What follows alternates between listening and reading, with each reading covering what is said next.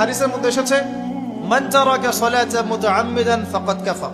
নবী সাল্লাল্লাহু আলাইহি ওয়াসাল্লাম বলেছেন, কোন ব্যক্তি যদি, মুসলিম ব্যক্তি, ইচ্ছাকৃতভাবে তার উপর অর্পিত ফরজ নামাজ ছেড়ে দেয়, সে ব্যক্তি কুফরি করলো। কি করলো? আর মুয়াজ বিন জাবাল রাদিয়াল্লাহু আনহুকে নবীজি বলছেন, মান তারাকা সালাতা মুতাআম্মিদান ফাকাদ বারিআত মিন যিম্মাতিল্লাহ।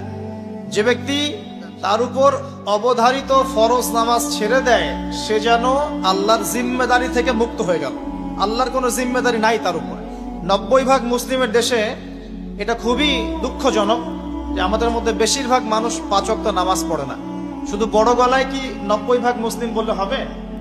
যখন 90% মুসলিমের দেশের 100% মুসলিম 5 ওয়াক্ত নামাজ পড়বে, ইসলাম এমনি এমনি প্রতিষ্ঠা হয়ে যাবে ইনশাআল্লাহ তাআলা। যখন মুসলিম কান্ট্রির বেশিরভাগ মানুষই নামাজি হবে, ইনশাআল্লাহ আল্লাহর জমিনে আল্লাহর দ্বীন প্রতিষ্ঠা হয়ে যাবে ইনশাআল্লাহ।